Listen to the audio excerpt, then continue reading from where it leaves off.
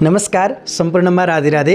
2082 साल विशेष श्री स्वस्थानी व्रतकथा श्रवण गर्ने क्रममा आज हामी 17औं दिनको कथा लिएर 17औं दिनमा उपस्थित भएका छौँ र हजुरले भक्तिभावपूर्वक प्रेमपूर्वक कथालाई पूर्ण रूपमा श्रवण गर्नुहोला। यसरी पूर्ण कथा श्रवण मात्र गर्नाले पनि हजुरले व्रत बस्न सकिरहनु भएको छैन, स्वास्थ्य अवस्था कमजोर छ, त्यसैगरी आफ्नो औषधिहरू खाइरहनु भएको छ, व्रत गर्न असमर्थ हुनुहुन्छ अथवा काममा व्यस्त हुनुहुन्छ, बाहिर विदेशी भूमिमा हुनुहुन्छ, आफूलाई कुनै न कुनै विघ्न बाधा परेर हजुरले व्रत गर्न सकिरहनु भएको छैन, माता श्री स्वस्थानीको व्रत आराधना पूजा गर्न सकिरहनु भएको छैन भने केवल भक्तिभावपूर्वक प्रेमपूर्वक कथालाई पूर्ण रूपमा श्रवण गर्नुहोला। ओम यम ब्रह्मा वरुणेन्द्र रुद्रमरुतस् स्तुन्वन्ति दिव्यैस्तवैर् वेदैः सङ्गपदक्रमोपनिषदैर्गायन्ति यं सामगाः ध्यानावस्थित तद्गतेन मनसा पश्यन्ति यं योगिनो यस्यान्तं न विदुसुरासुरगणा देवाय तस्मै नमः।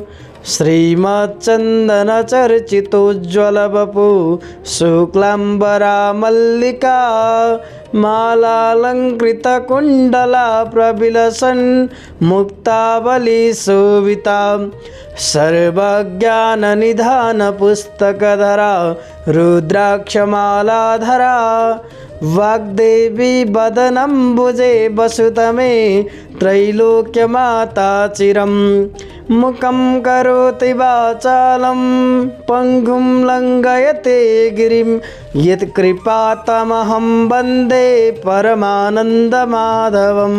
नमो भगवते तस्मै व्यासायामिततेजसे यस्य प्रसादवक्ष्यामि नारायणी कथामिमं।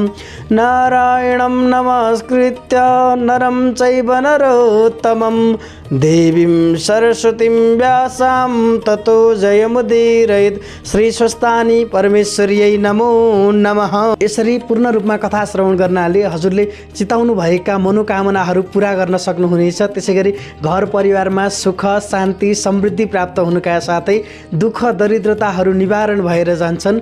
घरका वास्तु केही बिग्रेका रहेछन् भने वास्तु दोषमा पनि माता स्वस्थानीको कृपाले वास्तु दोष पनि निवारण हुँदै जान्छ। सर्वप्रथम हामी पुष्पाञ्जली गरौँ। हजुरको समीपमा पुष्प रहेको छ भने पुष्प हातमा लिएर माता श्री स्वस्थानीलाई स्मरण गर्दै, माता पार्वतीलाई स्मरण गर्दै, त्यसैगरी भवानी शङ्कर महादेवलाई स्मरण गर्दै हामी सर्वप्रथम पुष्पाञ्जली गर्दछौँ। ओम यम ब्रह्मा वरुणेन्द्र रुद्रमरुतस् स्तुन्वन्ति दिव्यैस्तवैर् वेदैः सङ्गपदक्रमोपनिषदैर्गायन्ति यं सामगाः ध्यानावस्थित तद्गतेन मनसा पश्यन्ति यं योगिनो यस्यान्तं न विदुसुरासुरगणा देवाय तस्मै नमः। श्रीमच्चन्दनचर्चितोज्ज्वलवपु शुक्लाम्बरा मल्लिका मालालङ्कृतकुण्डला प्रविलसन् मुक्तावलीशोभिता सर्वज्ञाननिधानपुस्तकधरा रुद्राक्षमालाधरा वाग्देवी वदनम्बुजे वसुतमे त्रैलोक्यमाता चिरम् मुखं करोति वाचालं पङ्गुं लङ्घयते गिरिं यत्कृपातमहं वन्दे परमानन्दमाधवं। नमो भगवते तस्मै व्यासायामिततेजसे यस्य प्रसादवक्ष्यामि नारायणी कथामिमं। नारायणं नमस्कृत्य नरं चैव नरोत्तमं देवीं सरस्वतीं व्यासां ततो जयमुदीरयेत्। श्री स्वस्थानी परमेश्वर्यै नमो नमः। अथ सप्तदशोऽध्यायः। कुमारजी आज्ञा गर्नुहुन्छ, हे अगस्त्य मुनि, त्यसपछि महादेव राजहंसहरूका राजा भएर मानसरोवरमा अनेक हंसका साथ जल क्रीडा गरिरहनु भएको थियो। त्यही अवसरमा विष्णुलाई ठुलो बेगले आएको देखि राजहंस स्वरूप महादेव भन्नुहुन्छ, हे विष्णु, यस्तो बेगले म कहाँ के काम परेर आयो?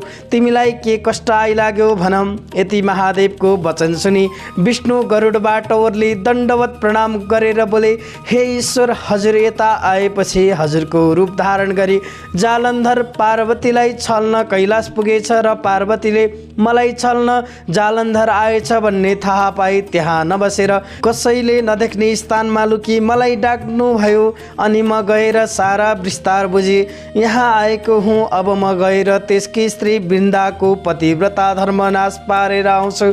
यति विष्णुको वचन सुनि महादेव राजहंसको रूप छाडी आफ्नो रूप धारण गरी क्रोधले राता आँखा पारी आज्ञा गर्नुभयो, हे विष्णु, त्यसो हो भने म अब कैलाश जान्छु।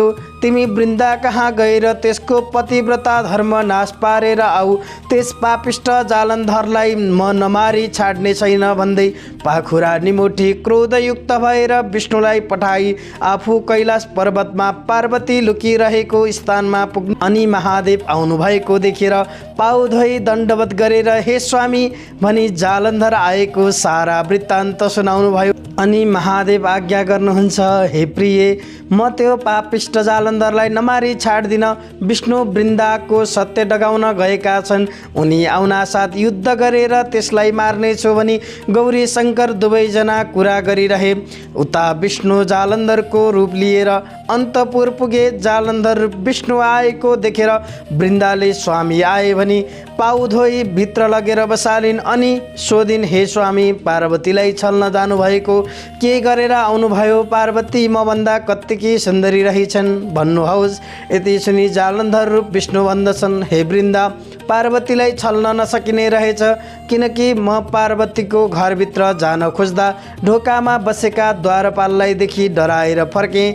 यसरी कुरा गर्दा गर्दै वृन्दाले यी मेरा स्वामी होइनन्, विष्णु मलाई छल्न मेरा स्वामीको रूप धारण गरेर आएका रहेछन् भन्ने जानी अब मैले केही युक्ति गर्नु पर्यो भनी हाउभाउ कटाक्षले विष्णुलाई बसमा पारेर भनिन्, हे स्वामी, म केही कुरा भन्दछु, हजुर मान्नुहुन्छ कि मान्नुहुन्न? यति सुनेर विष्णुले जे भने पनि मान्नेछु भन्ने वाचा गरेपछि उनले भनिन्, विशेष कुरा केही होइन, केवल म नआएसम्म यही बसिरहनु होला भनी विष्णुलाई कोठामा थुनी आफू अर्कै घरमा गएर बसिरहन्। अहिले आउलिन् भरे आउलिन् भन्दै प्रतीक्षामा 4 दिन बिते तैपनि वृन्दा फर्किनन्। अनि विष्णु चिन्ता गर्न लागे, अब म यसै गरी बसिरहँ भने कति दिन बस्ने, जाउँ भने बाचा हारिसकेको छु।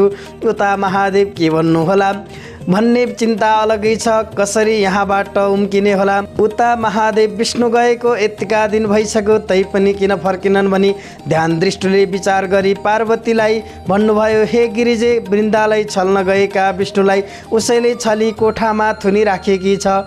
यति भनी मायाद्वारा एउटा अत्यन्त सुन्दर 16 वर्षको भिक्षुक उत्पन्न गरी उसलाई भन्नुभयो, हे भिक्षुक, तिमी अन्तपुरको जालन्धरका घर गएर भिक्षान देही भनी वृन्दाले थुनी राखेका विष्णुलाई मागेर ल्याऊ। यदि शिवजीको आज्ञा सुनि हुन्छ भने सरासर जालन्धरका घर पुगी भिक्षान देही भने। अनि वृन्दाले झ्यालबाट हेरिने रहे अत्यन्त राम्रो योगी देखि। यस्तो राम्रो र अलौकिक योगी मैले आजसम्म देखेकी थिएन। मेरो घरमा माग्न पनि कहिले आएको थिएन। यस्तो नवीन योगीलाई भिक्षा दिनै पर्दछ इत्यादि तर्क गरी भिक्षा लिएर गइन्। हे योगीराज, के माग्नको इच्छाले आयो भन भनिन्। अनि योगीले भने, केही माग्ने इच्छाले आएको हुँ, दिने भए माग्छु, नदिने भए व्यर्थ के माग्नु। यति सुनि वृन्दाले भनिन्, मैले दिन हुने वस्तु जे मागे पनि दिनेछु अनि बाचा प्रतिज्ञा गरेपछि योगीले भने, अरू केही चाहिन्न, केवल तिमीले कोठामा थुनी राखेकोलाई माग्दछु, त्यही एउटा देऊ। योगीको वचन सुनेर वृन्दा मनमा नै विचार गर्न लागि, के गरौँ? यस योगीले छल गरेर बाचा बन्धन गराई माग्यो। नदिए बाचा हारिन्छ, जे भए पनि बाचा हार्नु अनुचित हो। यस्तो तर्क गरेर कोठामा थुनी राखेका जालन्धर रूप विष्णुलाई बाहिर ल्याई योगीको जिम्मा लगाइदिन्।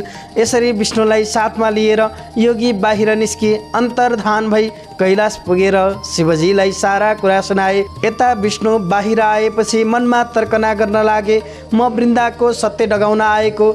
उसैले छली यतिका दिनसम्म थुनेर राखी महादेवले के भन्नुभयो होला इत्यादि चिन्तन गर्दै गरुडमा चढेर कैलाश पुग्दा भए। विष्णु कैलाश जाँदा गरुड उडेको चर्को शब्दले जालन्धर मूर्छाबाट जागेर के को शब्द हो भनी विचार गर्दा विष्णुले कैलाशको चर्चा गरिरहँदा रहेछन्।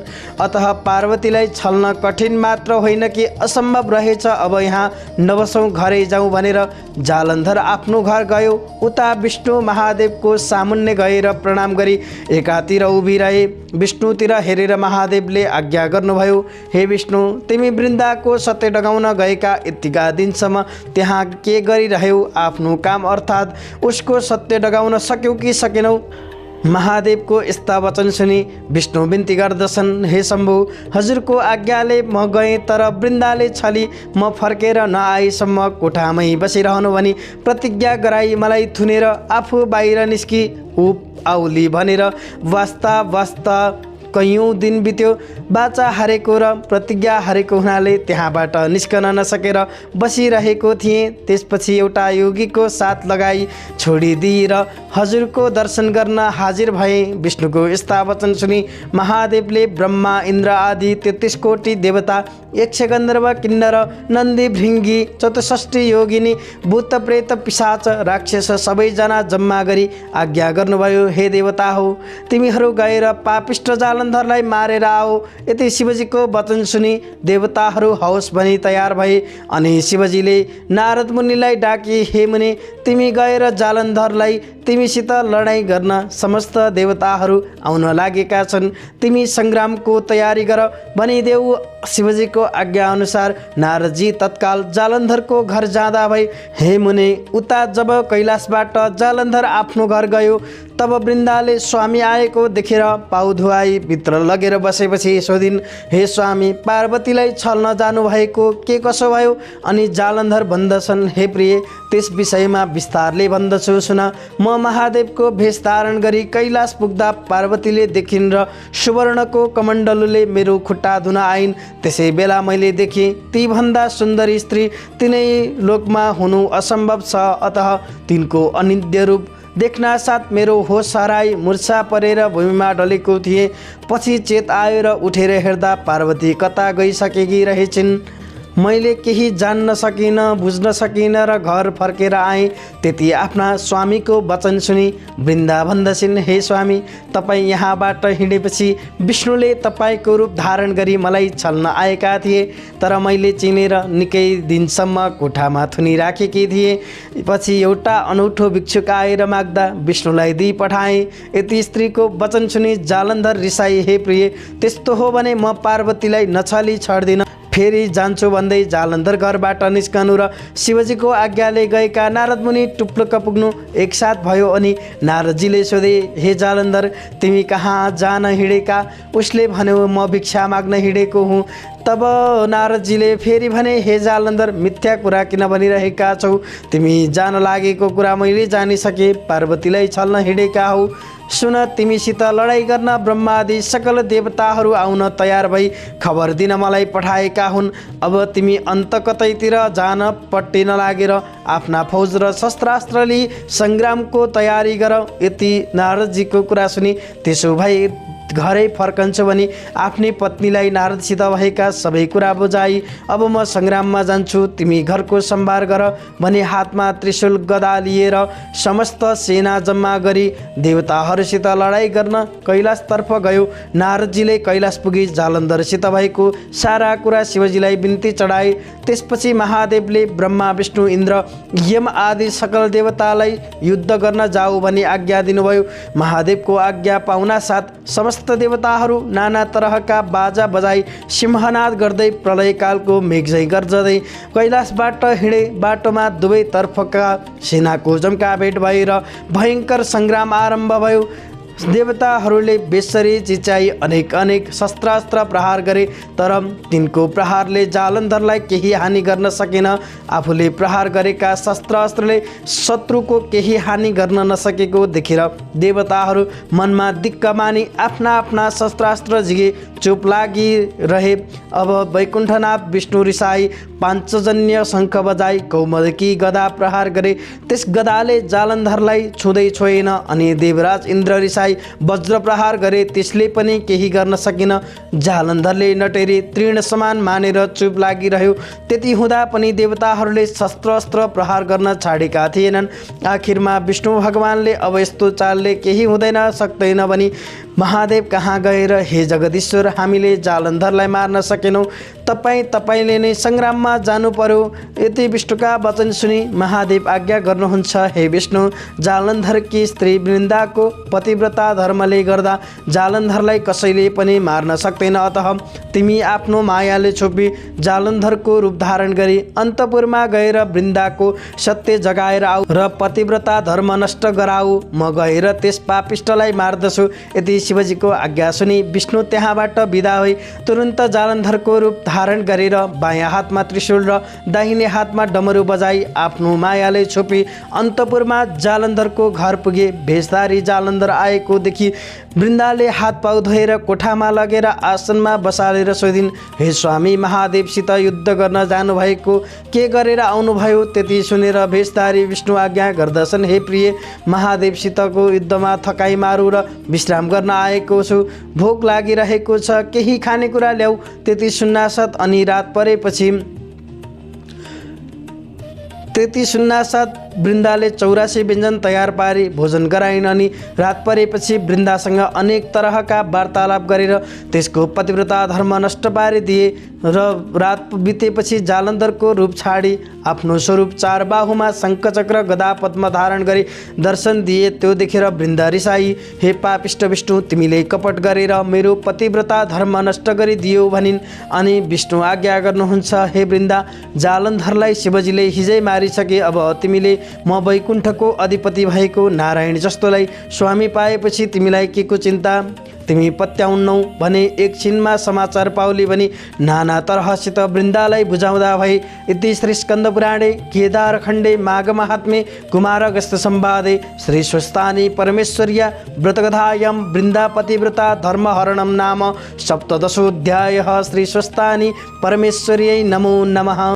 यसरी हामीले श्री स्वस्तानी व्रतकथाको 17औं अध्यायलाई समापन गरिसकेका छौँ र अब हामी अन्तिमको पुष्पाञ्जलीतर्फ अघि बढ्नेछौँ। ओम उपनयतु मङ्गलं वा सकल जगन्मङ्गलालय श्रीमान् दिनकर किरण निबोधित। यसरी हामीले श्री स्वस्तानी व्रतकथाको 17औं अध्यायलाई समापन गरिसकेका छौँ र अब हामी अन्तिमको पुष्पाञ्जलीतर्फ अघि बढ्नेछौँ। ओम उपनयतु मङ्गलं वा सकल जगन्मङ्गलालय श्रीमान् दिनकर किरण निबोधित नवनलिनदल निवेक्षण कृष्णः काले वर्षतु पर्जन्यः पृथिवी सस्यशालिनी देशोऽयं क्षोभरहितो ब्राह्मणाः सन्तु निर्भयाः अपुत्रा पुत्रिणः सन्तु पुत्रिणः सन्तु पौत्रिणः निर्धनाः सदनाः सन्तु जीवन्तु शरदां शतं तत्रैव गङ्गा यमुना च तत्र गोदावरी सिन्धु सरस्वती च तीर्थानि सर्वाणि वसन्ति तत्र यत्राचितुद्धार कथा प्रसंग या कुण्डिन्तु तुषारहारधवला या शुभ्रवस्त्रावृता या वीणावरदण्डमण्डितकरा या श्वेतपद्मासना या ब्रह्माच्युतशङ्करा प्रभृतिभिर्देवैः सदा वन्दिता सामं पातु सरस्वती भगवती निःशेषजाड्यापहा कायेन वाचा मनसीन्द्रियैर्वा बुद्ध्यात्मना वा प्रकृतिस्वभावत् करोमि यद्यत् सकलं परस्मै नारायणायति समर्पयामि। श्री स्वस्तानी परमेश्वर्यै नमो नमः।